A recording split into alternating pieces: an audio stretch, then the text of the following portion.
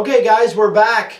So here's our video for this week. Now this one is going to be pretty fast. The last few weeks have been kind of drug out because we had so much to cover. This one is really a simple, kind of a simple subject. It's not specifically any person that asked this question just recently, but we've had questions like this in the past over the last couple years. And again, it's something really simple for you guys that are really skilled and experienced in carving signs. You probably have either do it a little bit different than this, or maybe even have a better process of doing this. But what I'm going to do is how I go about when I have limited layout letters. And you guys, most of you are familiar that we have layout letters.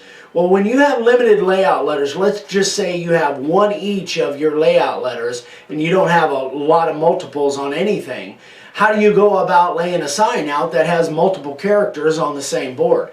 Well, there's lots of different ways to do it. I'm just going to share with you how I go about it. So I've got a couple boards here, and I got a couple examples that I'm going to just do real quick so you can see. So on this 6x24 board, I'm just going to lay out a one-line sign. It's going to say the Millers on it, and I've got some letters over here. I'm just going to lay these on here. Now this is going to be Millers, M-I-L-L-E-R-S. Oh my gosh, how can I not have a pencil? Thank you, Dad. As if by magic. There it is. I almost caught it. All right, so we only have one L, but we need two L's, and they're going to be right next to each other. So that could be a little tricky, but I'm going to show you how I go about doing it. So first of all, I've already got my line on the board. I'm going to say that's going to be somewhere around 2.5 inches from each end. And you guys have probably seen me lay out plenty of signs on other videos. So I'm just going to, this is going to be kind of a copy of that, so to speak. Now, so what I do for spacing is I know my L, I want something else set next to my L to help me judge where that spacing is. So what I did was I took an F, and an F and an L, or an E, they're pretty close to the same size. So I'm going to use that F. It's a little bit wider, but not much. So I'm going to use that F just as a spacer so I know where to put all of my letters. So I'm going to lay this out here. Now I know I'm about, what did I say, 2.5 from each end. I'm leaving a space here for the apostrophe. You guys know I just kind of throw that apostrophe in there. I've done a few of them, so I don't need anything there specifically. You may want to put a little washer or something there that won't fly around. So now I know all of my letters are exactly where I want them to be. I'm just going to take that F and move that out of the way because I just used that for a spacing situation. So now what I'm going to do, this again is the Marsh ink. In case you're brand new and this is the first video, this is what we use to lay out our signs. It's Marsh stencil ink. Works really, really well. I won't go into a lot of reasons why we use ink rather than paint, just for time wise.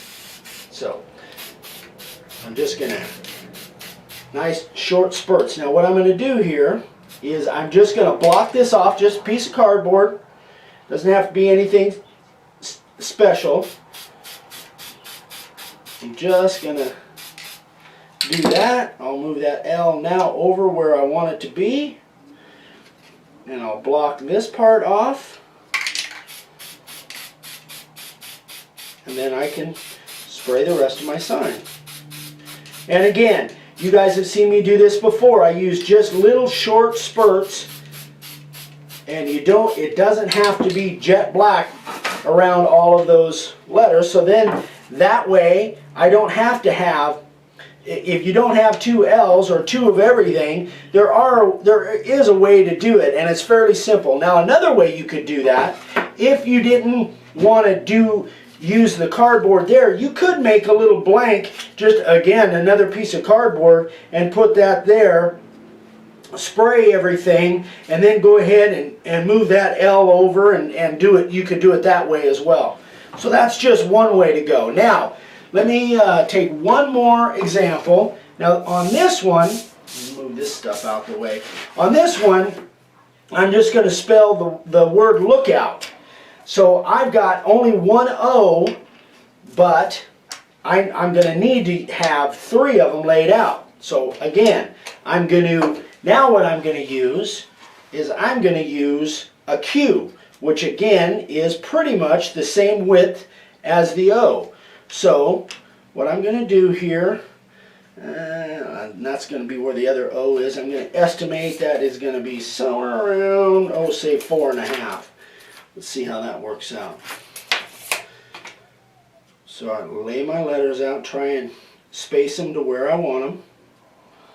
Again, this is just a spacer. Now, being as I know the other O is there, I'll just take this and move it over here so I can get that U and that T exactly where I want it. I need to close those up just a little bit, I think. Put that back over there, and we'll close that up a little bit. So now, there I'm in pretty good shape. Now this, I'm not too worried about that it's close to that K because it's not going to be there anyway when I move my O over. Again, this is really simple stuff, guys, but for you guys that are experienced sign carvers, you probably do this all the time, or you have multiples. I would suggest if you can get multiples, have them. It makes life a little bit easier, but if you don't, this is a way you can get by it. So now that I know that my O is going to go right there, again, I'll do exactly the same thing. Shake this up a little bit, get it flowing. So this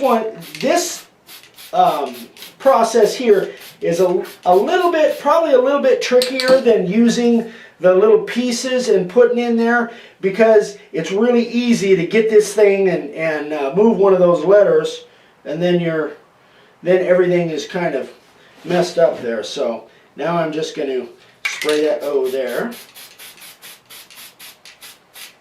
being careful not to go past that K too much. Now I'll just move that O right back over where it needs to be. Just cover that just in case.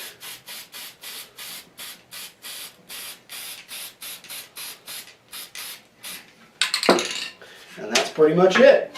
So now I've only had one O, but I can lay out the sign with multiple letters on there. So there's just little tricks, and you guys probably will find your own way to do it. But this, for you guys that have never done this kind of thing and you've got limited layout letters, this is a way that you can do it, and it just takes a little practice, but it's not that difficult to do. It's just, I wanted to share this with you. Again, this is a real quick video, and you know, this is kind of the tip of the week, so to speak.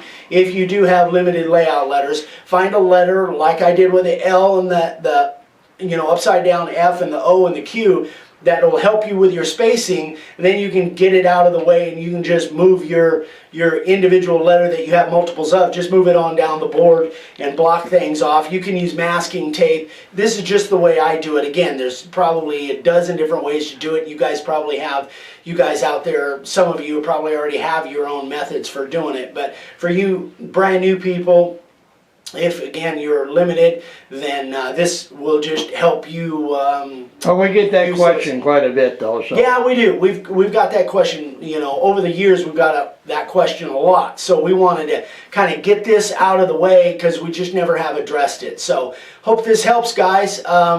Go on and subscribe and check out our websites. They're down in the description of the video here, and we will see you next week. Have a great one.